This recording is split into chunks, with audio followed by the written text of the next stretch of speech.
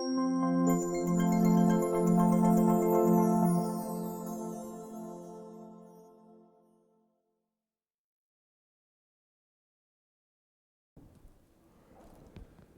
dia, meus irmãos. Sejam bem-vindos à casa do Senhor.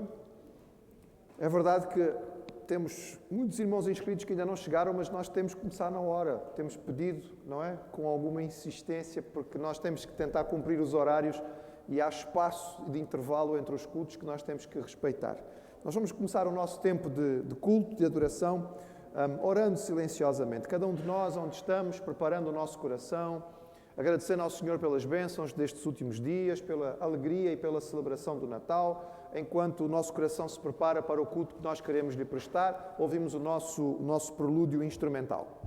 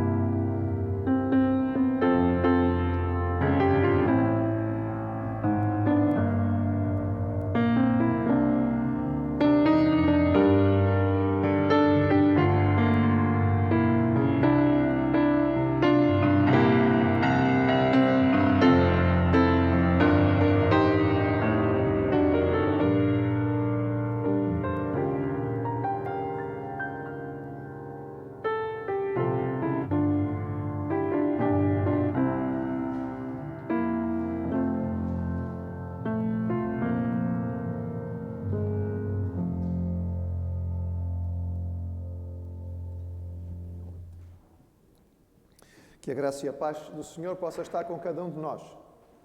Hoje é domingo, dia de nós nos reunimos para louvar o nosso Deus. Adoramos porque Ele é digno da nossa adoração. Vimos dias em que lembramos de uma forma especial o milagre da encarnação, o mistério da vinda de Deus, da sua entrada na nossa realidade.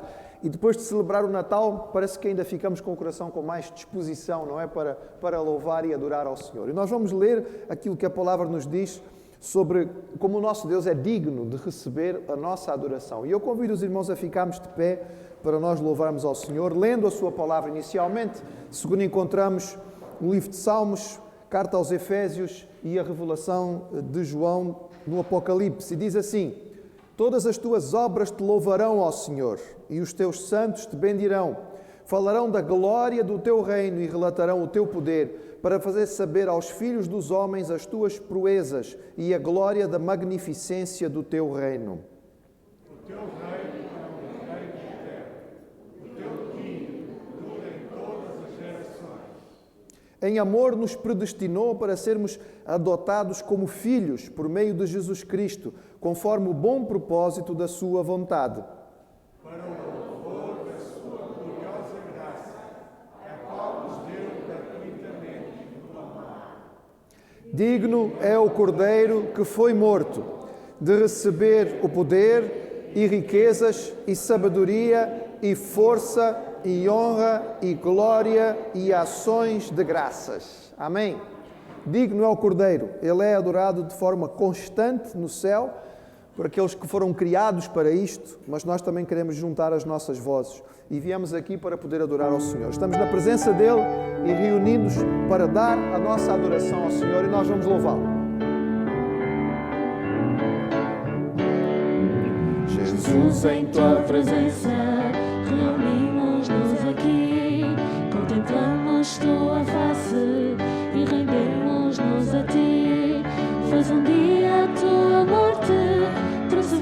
a todos nós e nos deu completo acesso ao coração do Pai.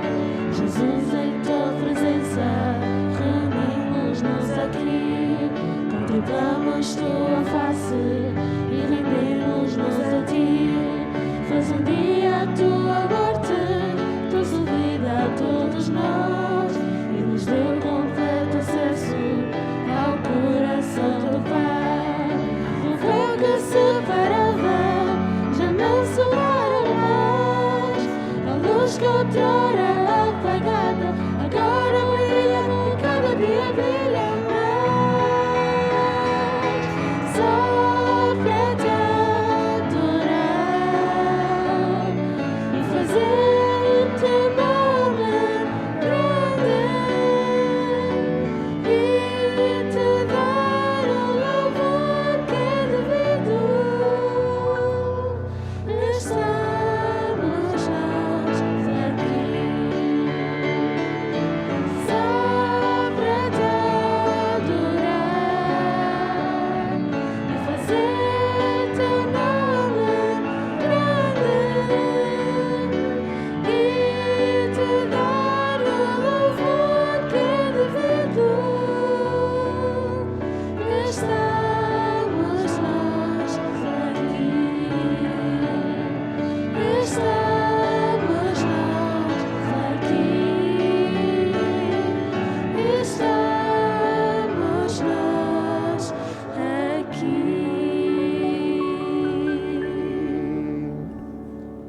A adoração é uma coisa tão importante para o povo de Deus, que no Antigo Testamento havia uma palavra.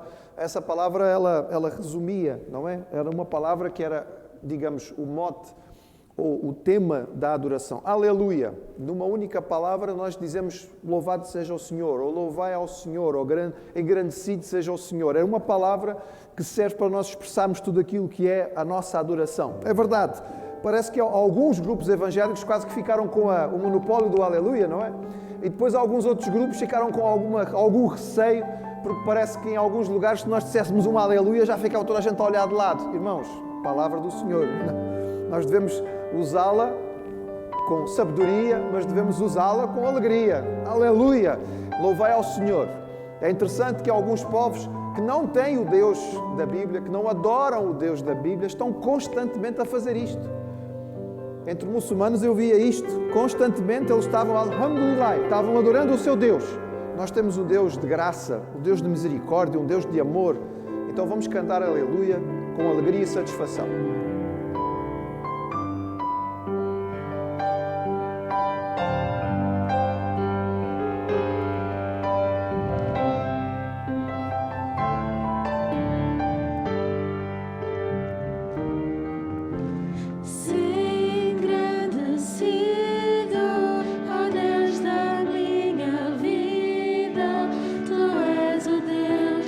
Minha salvação.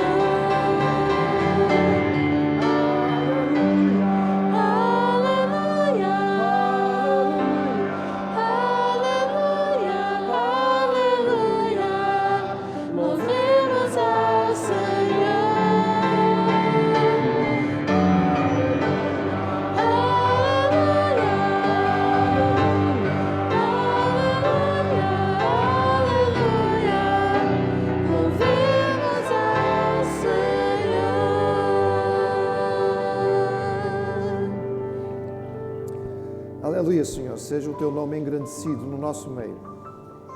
Pai, nós chegamos diante de Ti com a consciência de que não temos direito próprio de poder cantar a Tua grandeza. A Tua santidade e o nosso pecado não podem conviver e impedem-nos, Senhor, de poder chegar à Tua presença. Mas nós o fazemos, não por mérito próprio, mas em nome de Jesus. Nós te agradecemos porque o Seu sacrifício permitiu que nós pudéssemos chegar até Ti e tivéssemos a Tua permissão, a autorização de, fazendo parte da Tua família, levantar a nossa voz para Te adorar. Oh Pai, fomos criados para isto, é o nosso privilégio, é o propósito da nossa existência. Obrigado, Pai, porque Tu nos devolveste esta possibilidade. E Te agradecemos porque, como igreja, nós podemos fazê-lo, individualmente, mas coletivamente, engrandecer o Teu nome, porque Tu és digno, só Tu és digno de adoração e de louvor. Recebe, Pai, o nosso culto e fala aos nossos corações. Nós Te rogamos, em nome de Jesus. Amém. É bom podermos dar louvor individual, mas é bom fazermos coletivamente. Então olhe para quem está à sua volta e dê agora uma saudação, não é? Pelo menos identificarmos aqueles que vieram, aqueles que podem estar connosco. É tão bom. Alguns irmãos vieram de longe para poder passar o Natal com a família. Também são muito bem-vindos para estarem connosco. Os irmãos podem sentar-se. Algumas breves informações, só para os irmãos poderem estar a par daquilo que está a acontecer na vida da igreja. Os irmãos encontram ali à saída este volume, é o novo volume do projeto que temos tido de fazer um comentário para, digamos, o membro de igreja em forma cronológica. Nós não estamos seguindo necessariamente a ordem dos livros da Bíblia, mas a cronologia em termos de tempo. E se Deus nos der vida e saúde e condições, serão 7 volumes cobrindo o Antigo Testamento inteiro. Este é o terceiro que está a sair, os irmãos podem encontrá-lo ali. Também posso avisar os irmãos que participam dos grupos familiares, que será o material que nós vamos começar a usar agora a partir de janeiro.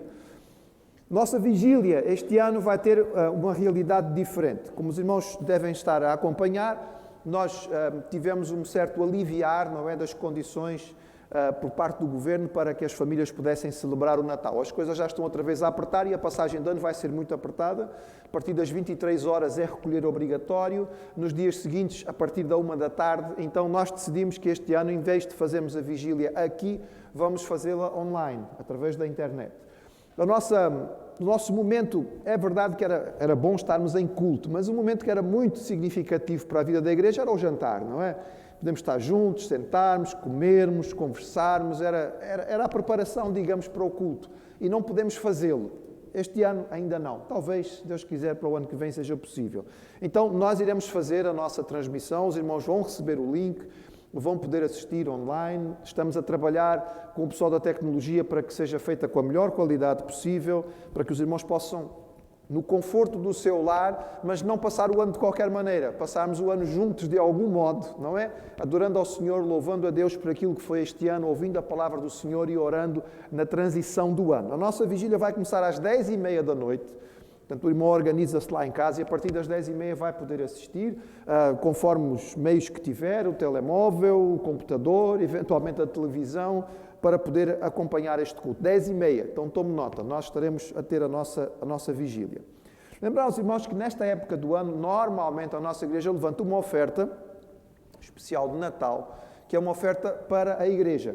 Os irmãos ouviram na Assembleia como é que estão as nossas finanças, pela graça do Senhor, os membros têm sido fiéis, mas é natural, é um ano de dificuldades e, portanto, este também seria uma maneira de nós podermos repor um bocadinho daquilo que são os recursos da igreja. Se o irmão já fez a sua oferta, obrigado, que Deus abençoe. Se o irmão ainda não fez, pode fazê-lo através do meio que tem feito habitualmente, ou se trouxe em forma física ali à saída, o irmão tem envelope e poderá fazer isto. Lembrar de continuarmos a interceder pelos nossos irmãos que estão enfermos. Temos, naturalmente, nesta época do ano, pessoas que estão adoentadas por vários motivos. Lembrar que nem todas as febres são Covid, não é?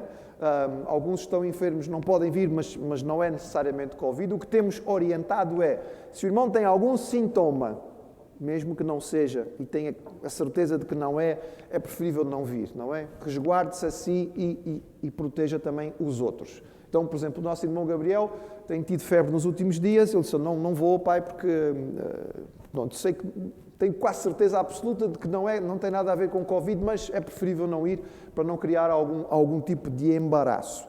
Estamos a pedir aos irmãos de uma forma especial, eu sei que é fora da nossa realidade de família, mas eu estou a pedir aos irmãos orações pelo pastor Carlos Elias. O pastor Carlos Elias é o pastor da Primeira Igreja Batista de Campo Grande, a igreja onde nós estávamos no Brasil, com quem ministramos juntos durante algum tempo. E, portanto, é alguém próximo de nós em termos de amizade, além da família de Cristo. O pastor Carlos Elias tem alguma limitação do ponto de vista pulmonar e ele está internado com Covid neste momento. Portanto, é um quadro que requer algum cuidado. Aparentemente as coisas não estão nada graves, ele não está a precisar de respirador, ele está com oxigênio dentro de valores aceitáveis, mas é um caso que nos preocupa porque ele é um doente de risco, que o Senhor possa intervir neste caso também. Se os irmãos puderem tomar nota e participar, eu sei que deve haver muita gente a orar, só a igreja lá é uma igreja grande, são mais de 2.500 membros, mas vamos juntar as nossas orações, a oração nunca é demais e nós podemos interceder desta forma e também abençoar. Com tudo isto em mente, eu vou pedir ao pastor Samuel que nos dirija em oração agora, agradecendo a Deus por aquilo que foi o nosso Natal, a celebração que nós pudemos ter e rogando a Ele por todos estes assuntos que foram aqui também mencionados. Nosso Deus e bom Pai, nós te queremos louvar pelo Teu grande amor por nós. Seja engrandecido, ó Deus da nossa vida, seja entronizado no nosso meio, que os nossos corações louvem e reconheçam a Tua grandeza. Estamos aqui esta manhã, Pai, com o propósito de celebrarmos a Tua grandeza, a Tua bondade, a Tua misericórdia para conosco. Obrigado pelo dom de vida, obrigado por mais um dia de vida que Tu nos concedes, ó Pai Santo. E aqui estamos como Teu povo, respondendo a Tua graça, a Tua bondade para conosco, ó Pai Santo. Abençoa, Senhor, todas as famílias aqui representadas, como também aqueles que nos faltam.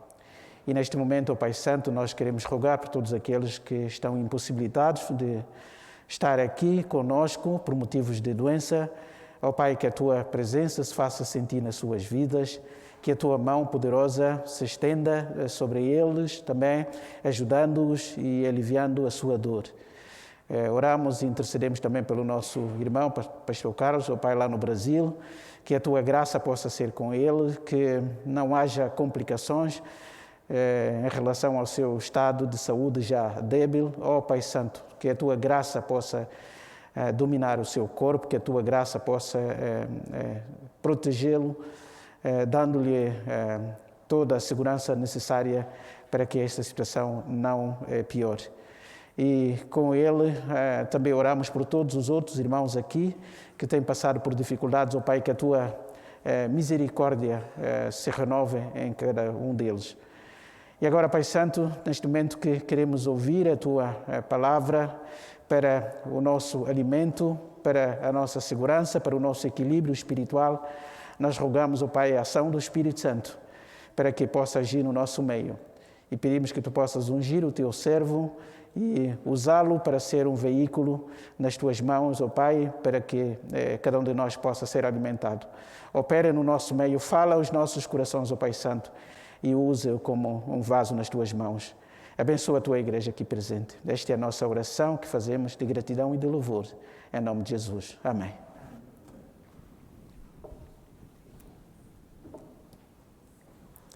Quando o irmão ouve a palavra ritual ou rito, o que é que vem à sua mente? Ritual. Talvez venha alguma cerimónia muito elaborada, não é? Alguma imagem de um altar e algum sacrifício sendo feito. Normalmente a ideia de ritual é uma coisa um tanto ou quanto elaborada. Nós pensamos em cerimónia.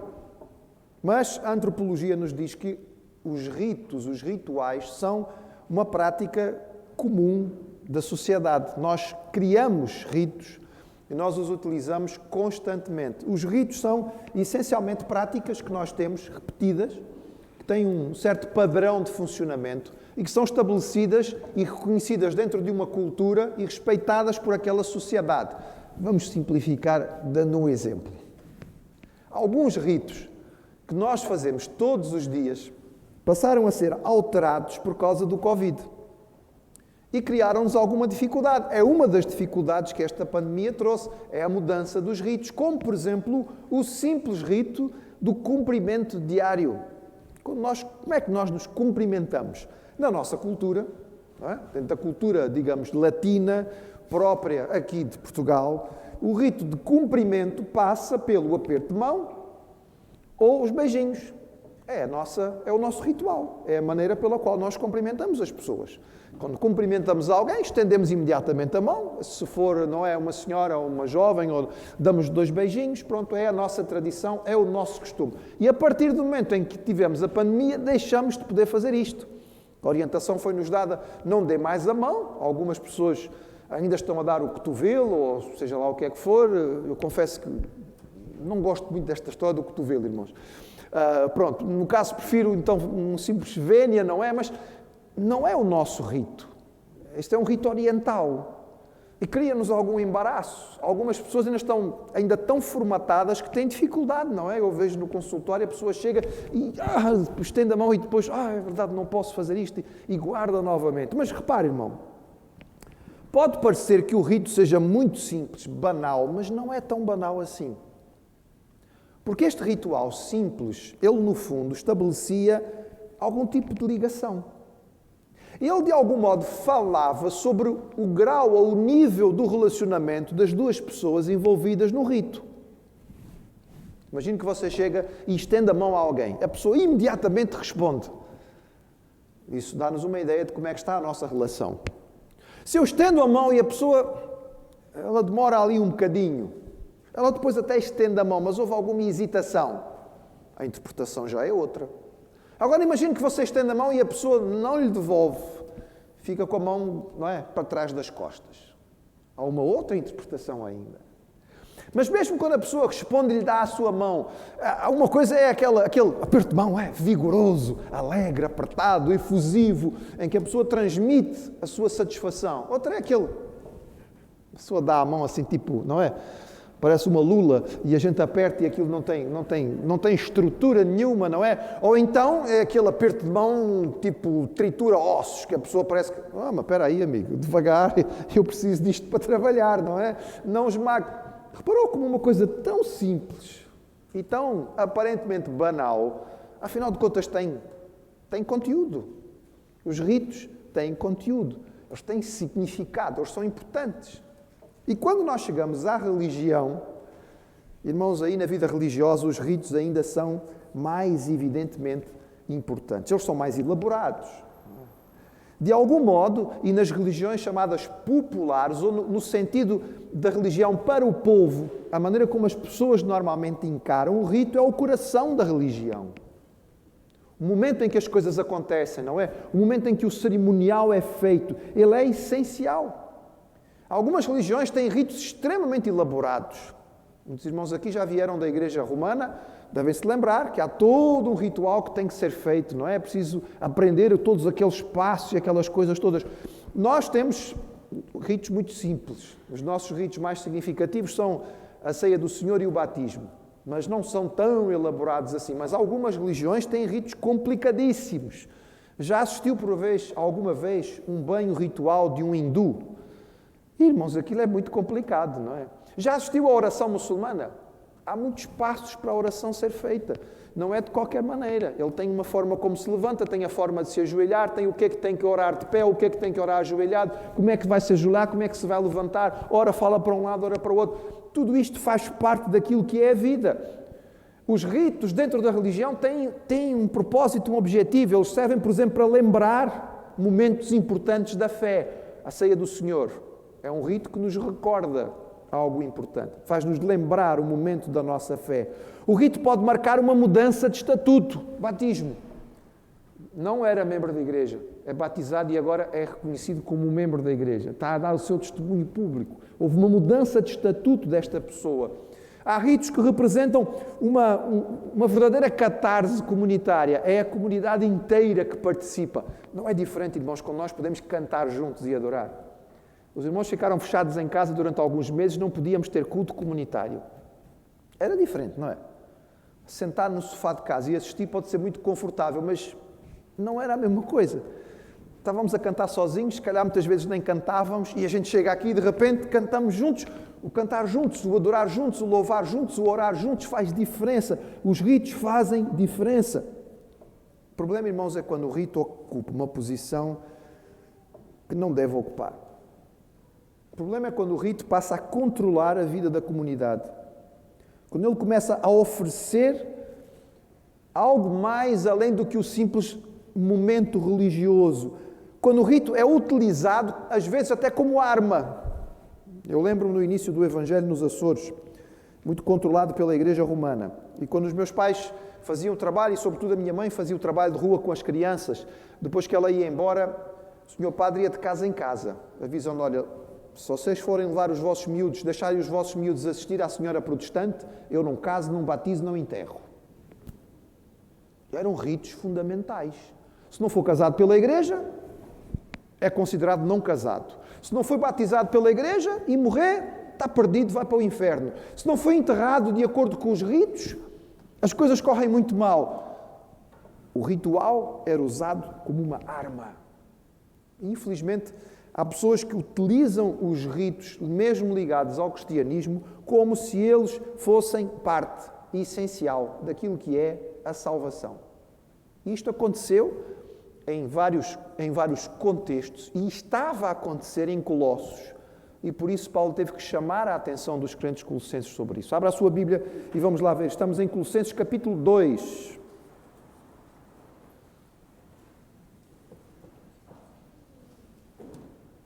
E eu vou convidar o irmão a ficar de pé para esta leitura, em reverência à palavra de Deus. A partir do verso 16, nós vamos ler o texto, vamos só conseguir ver alguma coisinha aqui, mas vamos ler o texto como um todo para podermos perceber de 16 a 23, quando Paulo vai se concentrar naquilo que é a prática, não é? A utilização dos ritos que estava a ser feita pelos hereges, pelos falsos mestres em Colossos. E ele diz assim, Colossenses 2,16: ninguém vos julgue por causa de comida, bebida, dia de festa, lua nova ou sábado. Porque tudo isso tem sido sombra das coisas que haviam de vir. Porém, o corpo é de Cristo. Ninguém se faça árbitro contra vós, outros, pretextando a humildade e culto dos anjos, baseando-se em visões, enfatuado, sem motivo algum na sua mente carnal, e não retendo a cabeça, do qual todo o corpo suprido e bem vinculado nas suas juntas e ligamentos, cresce o crescimento que procede de Deus. Se morrestes com Cristo para os rudimentos do mundo, porque, como se vivesseis no mundo, vos sujeitais a ordenanças. Não manuseis, não proves aquilo, não toques daquilo outro, segundo os preceitos e doutrinas dos homens? Pois que todas estas coisas com uso se destroem. Tais coisas com efeito têm aparência de sabedoria, como culto de si mesmo e de falsa humildade e de rigor ascético. Todavia, não tem valor algum contra a sensualidade. Pai, usa a Tua palavra para falar connosco e que nós possamos receber do Teu Espírito aquilo que Tu tens para cada um de nós. Pedimos em nome de Jesus. Amém. Os irmãos podem sentar-se. Mantenha a sua Bíblia aberta para ir acompanhando. É verdade que creio que vamos ter os versículos aqui, mas fica mais fácil se o irmão puder ir tomando nota também na sua Bíblia. Paulo vinha exortando os crentes ali a respeito daquilo que era a heresia dos falsos mestres gnósticos que estavam a tentar ganhar o coração da igreja.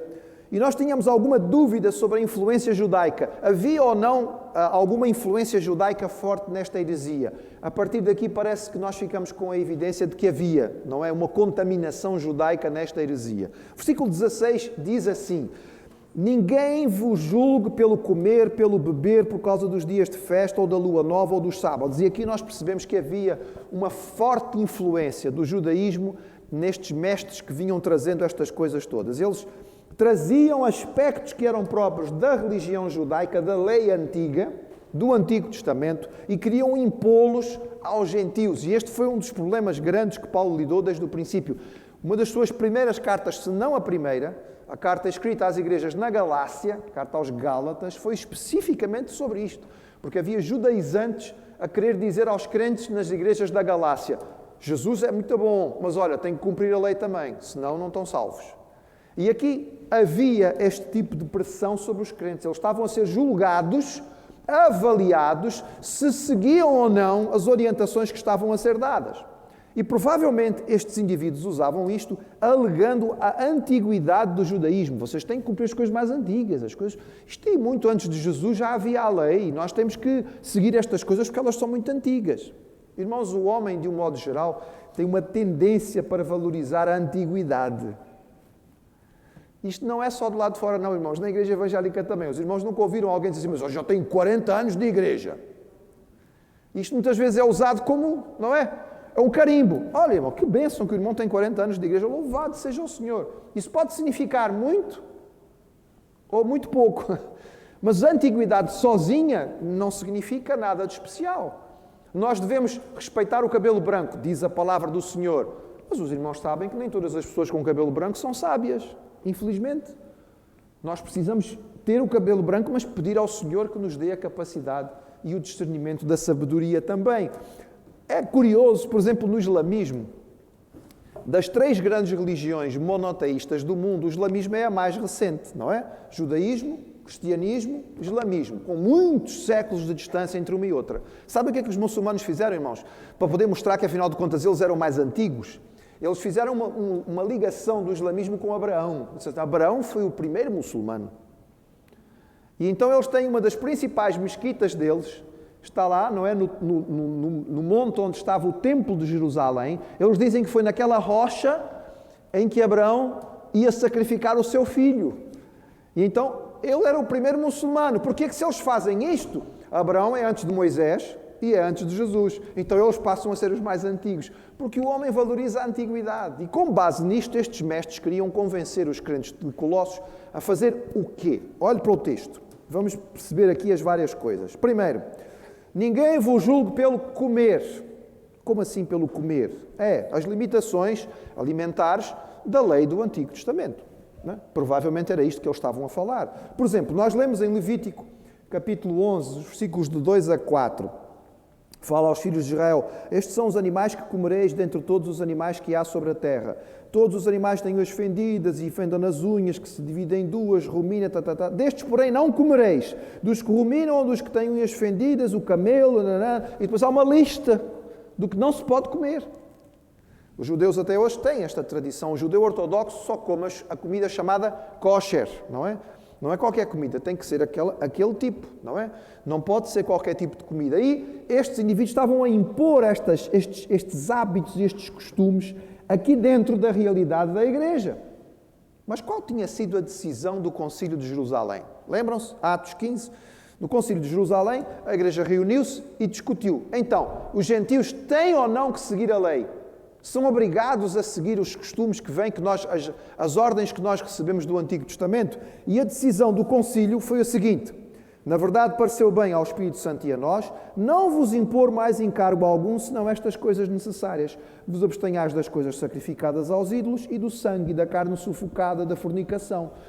Não foi estabelecido que os crentes gentios, não judeus, tinham que seguir as restrições alimentares. Não era preciso.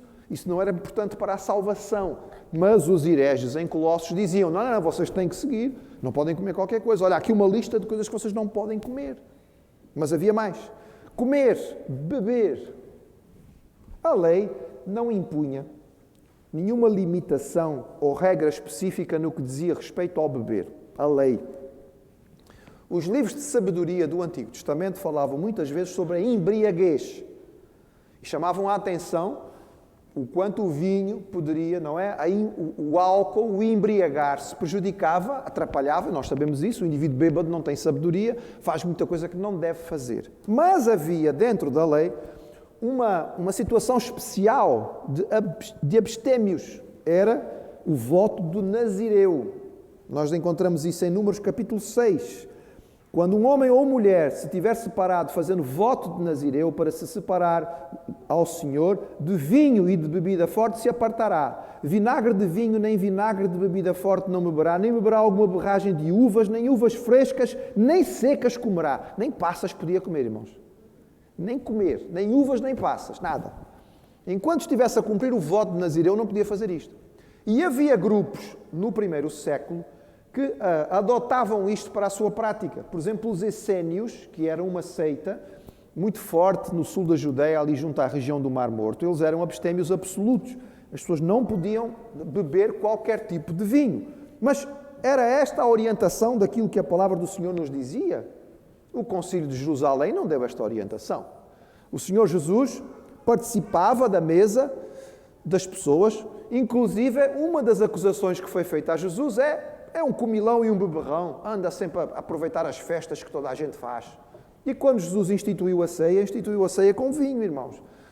Não foi com outra coisa, não é? Alguns dizem, mas não era vinho, era sumo de uva. A lei, neste caso aqui, excluía tudo, o sumo de uva também. Nem uva se podia comer, nem passas, que dirá sumo. Mas não era isso que o Senhor tinha estabelecido. Isto não era uma obrigação para o cristão gentio. Isto era uma lei para o povo de Israel do Antigo Testamento. Mas os hereges estavam a impor isto. Não comer, não beber. Festas. O calendário festivo judaico era muito grande, irmãos. E era muito significativo.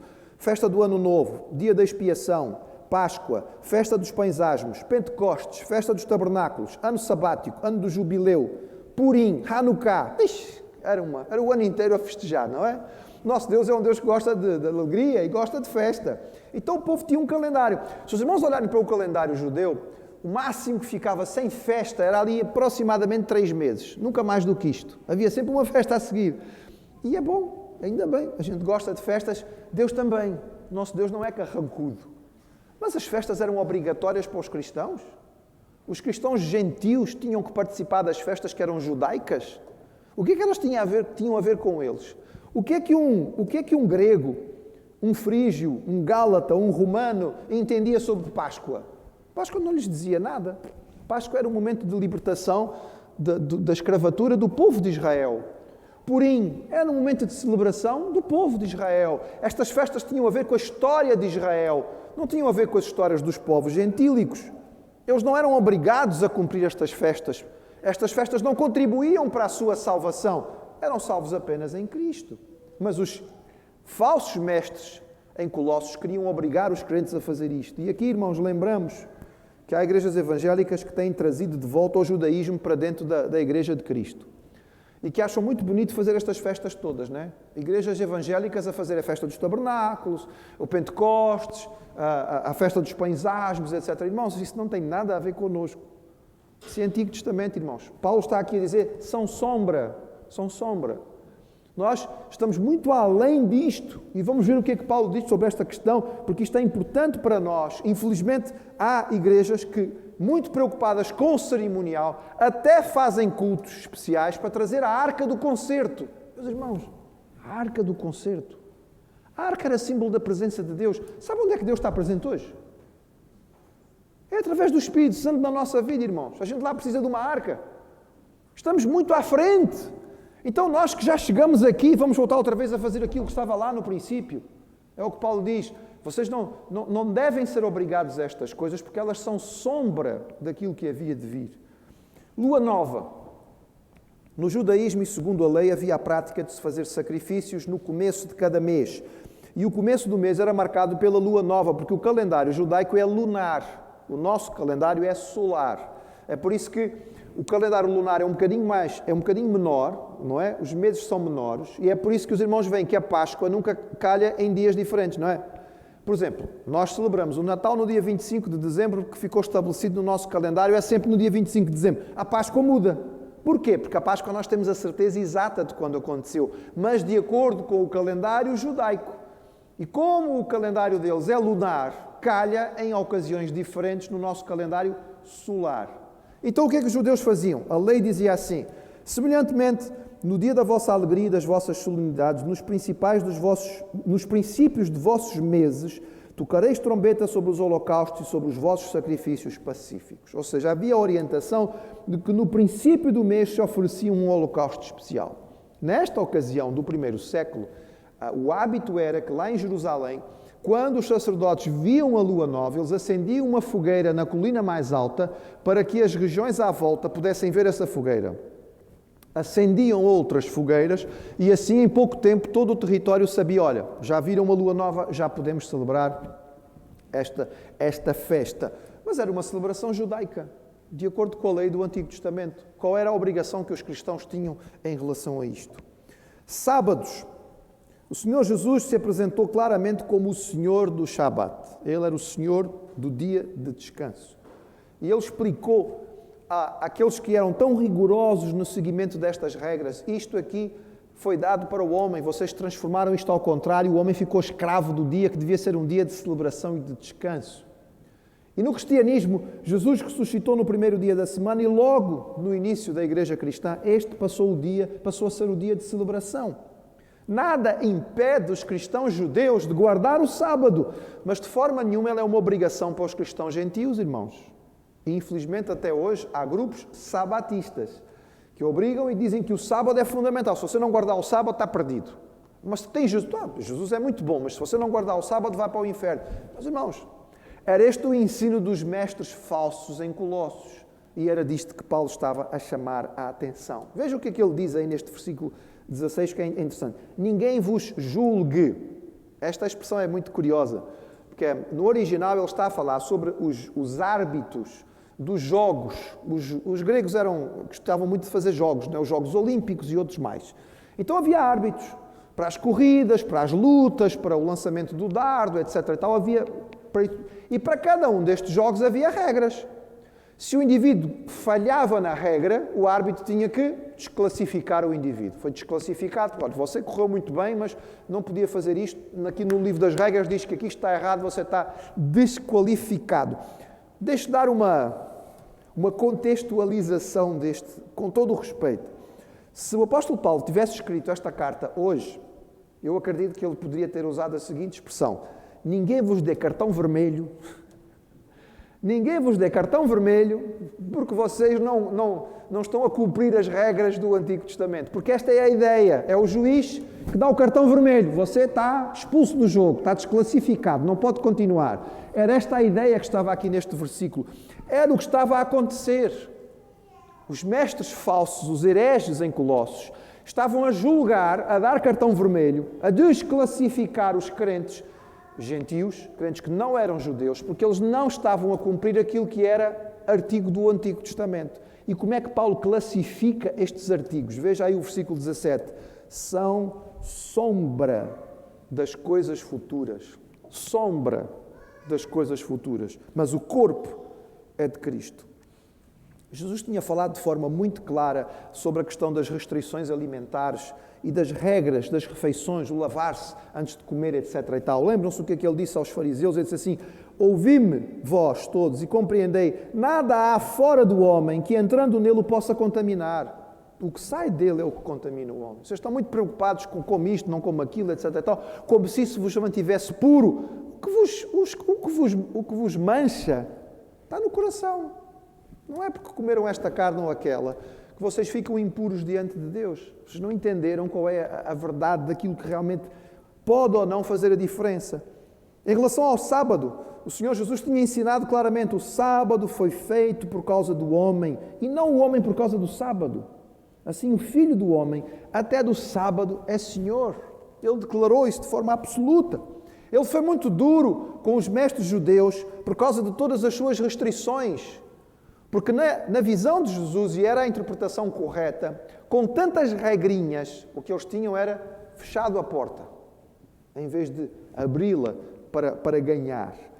Ele dizia aos escribas, Mateus 23, ai de vós, escribas e fariseus, hipócritas, fechais aos homens o reino dos céus, e nem vós entrais, nem deixais entrar os que estão entrando. Duro, não é, irmãos? Duro, mas era a verdade. Já quando chegamos à realidade da igreja, foi preciso uma visão celestial para que o apóstolo mudasse a sua compreensão, irmãos. Pedro continuava sendo judeu, ele continuava fechado no seu entendimento. E foi preciso que Deus lhe desse uma visão e uma voz do céu para que a cabeça dele mudasse. Está lá em Atos, capítulo 10. Viu o céu aberto e descia um vaso como se fosse um grande lençol atado pelas quatro pontas, vindo para a terra, no qual havia todos os animais quadrúpedes e feras e répteis da terra e aves do céu. E foi-lhe dirigida uma voz: levanta-te, Pedro, mata e come. Mas Pedro disse: de modo nenhum, Senhor, porque nunca comi coisa alguma imunda. E segunda voz lhe disse: não faças tu comum ao que Deus purificou. E esta foi a preparação da mente e do coração de Pedro, para que ele a seguir fosse convocado para ir à casa de um romano, entrar na casa de um gentio, porque Deus estava a fazer uma obra na família de Cornélio. Irmãos, restrições alimentares por causa da saúde podem ter algum valor. Sim. O irmão deixa de comer alguma coisa porque já percebeu que isto não faz bem à sua saúde? Com certeza. Aprendeu que isto é... Você fica melhor, o seu corpo reage melhor se você não comer aquelas coisas? Faça muito bem, com certeza absoluta. Não temos nada a discutir sobre isto. Ainda bem, está a ser um bom mordomo do seu corpo. Agora, pegar estas coisas e dizer que elas contribuem para a salvação, aí estamos a diminuir Jesus. E toda a carta é para mostrar que em Jesus nós temos tudo. E é por isso que ele usa esta expressão. Veja que interessante, irmãos, esta ilustração que ele usa. Ele diz, estas coisas todas são sombra. Sombra. Pense comigo numa sombra. As sombras são inexatas, certo? Uma sombra não é uma coisa exata. Você olha, uma sombra fica com uma ideia, mas não consegue ter a certeza. Você, por exemplo, consegue saber a cara de uma pessoa pela sua sombra? Consegue dizer se é bonito ou feio pela sombra? Tem uma ideia, não é? Mais ou menos um perfil. Mas não é uma coisa exata. É incompleto. Há tanta coisa que você queria saber e a sombra não lhe diz. Você olha para a sombra, fica com uma ideia, mas não consegue ter uma noção completa daquilo que você está a ver. A sombra não tem substância. Dá para agarrar uma sombra. Quando nós somos assim deste tamaninho, a gente quer agarrar sombras, não é? Mas depois, quando a gente cresce um bocadinho, percebe que não vale a pena porque não dá, não é? Ninguém consegue segurar uma sombra, não tem conteúdo, sombra não tem substância. As sombras são temporárias. A luz está ali, tem sombra. A luz vai embora, não há sombra mais. Elas não pertencem à mesma natureza do objeto, porque sombra é sombra. É vazio, não tem nada. E Paulo está a dizer, estas coisas são sombras. Sombras. E a sombra precisa ter o quê? Algum corpo para ela poder existir. Se não houver um corpo para poder haver sombra, não vai haver sombra. E o corpo é quem? O que é que diz aí o versículo? Ele diz, estas coisas são sombra do que havia de vir, porém o corpo é de Cristo. Irmão, veja que diferença. Você olha para a sombra, não consegue perceber os pormenores. Não é uma coisa completa. Você olha para o corpo, agora você vê tudo. Todos os pormenores. Você está olhando para o corpo, não está olhando para a sombra. Você olha para a sombra, ela não tem substância. Não dá para agarrar. E o corpo? O corpo tem substância. Dá para você segurar. Dá para ir atrás do corpo. Atrás da sombra não, que ela desaparece. A sombra é temporária. O corpo é permanente. A natureza dele vai continuar. Paulo está a dizer assim, não corram atrás de sombras. São sombras. Corram atrás de Jesus. Se vocês querem conhecer a verdade e olhar para a verdade, olhem para Jesus. É nele que nós encontramos todas as coisas. Mesmo o símbolo mais importante e significativo que havia para o judaísmo naquele tempo ia deixar de existir. Era o templo. Era o orgulho de todos os judeus. O templo de Jerusalém. Mas vejam, irmãos, o que é que Jesus disse à mulher samaritana a respeito do templo. Porque ela perguntou, onde é que nós vamos adorar? É no templo em Jerusalém ou é aqui no nosso templo no Monte Gerizim? Em qual deles é que é válido orar? E Jesus disse, mulher, a hora vem, em que nem neste monte, nem em Jerusalém adorareis o Pai. Deus é Espírito. E importa que os que o adoram, o adorem em Espírito e em verdade. Vocês estão a dar muito valor a esta sombra. Mas está a chegar aqui o corpo e vocês vão parar de correr atrás da sombra e vão poder aprender a ver as coisas de forma completa e exata. Quando nós paramos para meditar, irmãos, nós percebemos que todas as coisas que faziam parte da lei, no fundo, eram apenas uma ilustração, uma sombra, um reflexo, uma imagem daquilo que Jesus ia ser de forma completa. Vamos só pensar aqui rapidamente. Sistema sacrificial era o quê? Era o anúncio do que Jesus ia ser. Cada vez que um sacrifício era feito, falava-se ali da gravidade do pecado. Pecado implica em morte. Alguém tem que morrer. Então, para não morrer eu, morre o animal no meu lugar. E cada vez que o sacrifício era feito, era isto que era feito. O animal era trazido, o indivíduo trazia o animal ao sacerdote, colocava a mão sobre a cabeça do animal e confessava os seus pecados. E a seguir, o animal era morto. Ele como que tinha transferido os seus pecados para o animal poder ser morto. Mas quando Jesus veio, fez o sacrifício final, irmãos. Ele de uma vez por todas levou todos os pecados de toda a humanidade. É por isso que nós não fazemos sacrifícios. Nós não temos altares, irmãos, não é? Nós não temos missa. Nós temos culto. São coisas muito diferentes. Porque a missa implica em sacrifício. O sacrifício já foi feito, nós não temos que andar a repeti-lo. Jesus não tem que morrer outra vez, irmãos. Já morreu. Sombra, era uma sombra. Anunciava o que ia ser. Mas agora já foi. E pense nas outras coisas. Para que é que servia o sábado, irmãos? O sábado era o dia do descanso. Era o dia separado para que se pudesse repousar no Senhor. E em quem é que nós temos o nosso descanso, irmãos? É em Jesus. O povo de Israel, durante séculos, procurou repetir sistematicamente o sábado sem nunca encontrar a paz e o descanso do Senhor, que nós encontramos em Jesus, porque era símbolo daquilo que havia de vir. Todas as outras coisas que nós vamos encontrar na lei, mesmo nas suas festas, eram símbolo de Jesus. Para que é que servia a Páscoa? Para falar sobre a libertação da escravatura. Quem é a nossa Páscoa, irmãos? É Jesus. Porque Ele nos libertou do pecado. Ele nos tirou da mão do faraó maior, que era o inimigo, que era o maligno, que era Satanás. É por isso que nós dizemos, irmãos, nós não celebramos mais a Páscoa. Nós celebramos a Semana Santa. O sacrifício de Jesus na cruz, na sexta-feira, a ressurreição no domingo, porque a Páscoa é uma festa judaica, não é para nós. Era isso que Paulo estava a dizer a esta gente. Estava a dizer, olha, prestem atenção, nós não ficamos presos em coisas que eram apenas um reflexo. Era uma sombra do que havia de vir. Jesus veio, nós ficamos com Ele, não precisamos da sombra. Irmãos, quando uma igreja que se diz evangélica e cristã faz uma festa para trazer a Arca da Aliança, irmãos, estão a querer impor outra vez a lei que Jesus já cumpriu. Estão a querer costurar outra vez o véu. Nós hoje já cantamos, não é? Que o véu já não existe mais. O véu foi rasgado. Irmãos, este ato simbólico extraordinário no momento da cruz. Jesus morreu, o véu foi rasgado de alto a baixo. O Senhor estava a dizer agora, a entrada é plena, é aberta, vocês podem ir ao Santo dos Santos. Então nós vamos fazer o quê, irmãos? Pegamos no véu e vamos costurar outra vez. Porque a arca tinha que ficar por trás do véu. Vamos estabelecer outra vez um sumo sacerdote para ir lá uma vez por ano? Talvez numa religião ou num tipo de igreja autoritária, que quer ter um líder, tipo chefe, que manda e toda a gente tem que obedecer. Talvez isso seja muito agradável. Mas isso não é cristão, irmãos. Tem nada a ver connosco.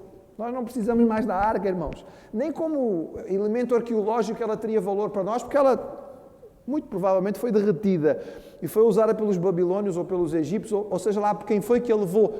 Não era importante, irmãos. É uma sombra. Se você tem o corpo, vai ficar triste porque a sombra foi embora? Está ali a pessoa e a sombra dela, e você fica encantado e apaixonado pela sombra, e quando a sombra foi embora você começa a chorar.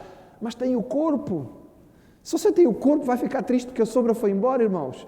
Era isto que Paulo estava a dizer a estes crentes. Olha, ninguém vos julgue, ninguém vos dê cartão vermelho, ninguém vos desclassifique, porque vocês estão a querer voltar outra vez para trás, agarrarem-se a estas coisas que eram apenas um reflexo do que havia de vir. Nós temos Cristo, que é o corpo, e nele nós estamos completos.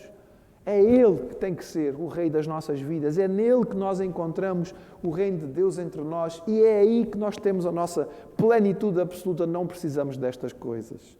Os ritos, irmãos, são válidos, são úteis, eles nos abençoam de várias maneiras, desde que eles estejam no lugar certo e não substituam aquilo que é mais importante, que é a nossa comunhão com o Senhor, porque é a Ele que nós temos que ir. Deixar de lado as sombras e agarrar-se ao corpo, e o corpo é Cristo. E a Ele nós dizemos, Senhor, Tu és o meu Rei, és o meu Senhor, és o meu Salvador, reina em mim com o Teu poder. Eu quero que Tu reines sobre a minha vida, sobre cada aspecto dela.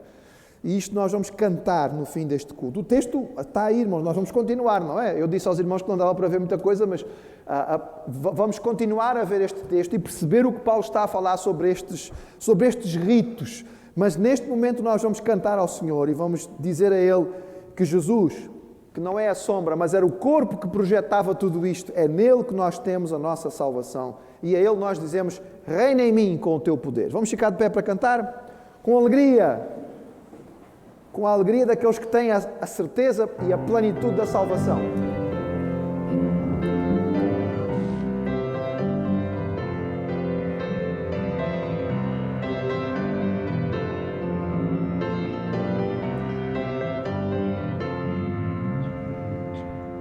Sobre toda a terra tu és o rei, sobre as montanhas e o pôr do sol. Uma coisa só meu desejo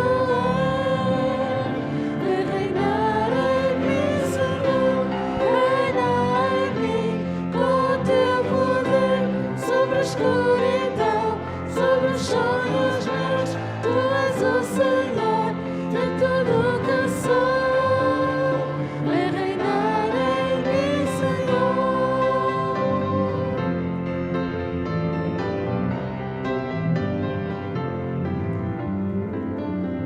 Sobre o meu pensar, sobre o meu falar, faz-me refletir a beleza que há em ti. Tu és para mim mais que tudo aqui.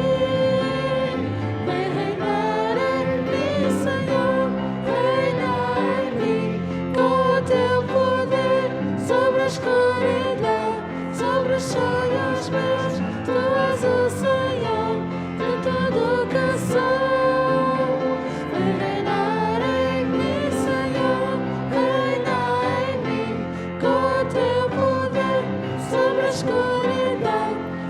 Sonhos meus, tu és o Senhor de tudo que sou. Vem reinar em mim, Senhor. Vem reinar em mim, Senhor. Vem reinar em mim, Senhor.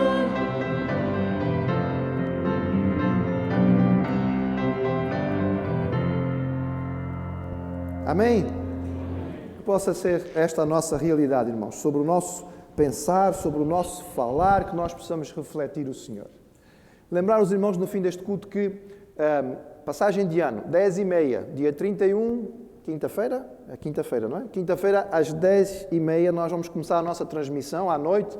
O irmão prepare-se para podermos estar juntos. Essa será a maneira de nós podermos passar, não é? Agradecer ao Senhor pelas bênçãos deste ano e fazer a transição para o próximo em oração como Igreja de Jesus. Nós vamos continuar a precisar que os irmãos façam a sua inscrição e vou apelar novamente aqui duas coisas. Primeiro, irmão, chega um bocadinho antes, não é? Nós precisamos ter tempo de chegar para poder passar ali pelo processo e estarmos aqui na hora de começar. Nós temos que começar na hora, que é para terminar na hora, para haver tempo suficiente de fazer a desinfecção e os irmãos saírem e o próximo grupo entrar. Então eu preciso que os irmãos tenhamos um bocadinho de esforço, mas pronto, vamos tentar cumprir o horário, porque nós aqui da frente, os pastores estão a cumprir, estamos a obedecer direitinho, não é? Os irmãos já repararam, os nossos sermões ficaram mais pequeninos, não é? Não é porque a gente não queira falar mais não, irmãos, é que é para poder cumprir a hora. Então preciso que os irmãos colaborem connosco. E na saída, também da mesma maneira, vamos tentar evitar o aglomerar ali na porta. Eu sei que é natural e é o desejo, mas vamos tentar respeitar, não é? A questão das aglomerações para não haver nenhuma dificuldade. Querido Pai, nós te louvamos pela Tua Palavra. Nós te agradecemos, Senhor, porque nós não precisamos mais viver das sombras. Oh, Senhor, louvado seja o Teu nome. Nós temos Jesus e nele nós temos a plenitude e tudo aquilo que nós precisamos. Ritos são importantes, Senhor, mas nós temos Cristo, que é muito mais, que Ele possa encher a nossa mente, o nosso coração, encher a nossa vida, o nosso falar, o nosso pensar. É o que nós te rogamos, no nome sagrado dEle. Amém.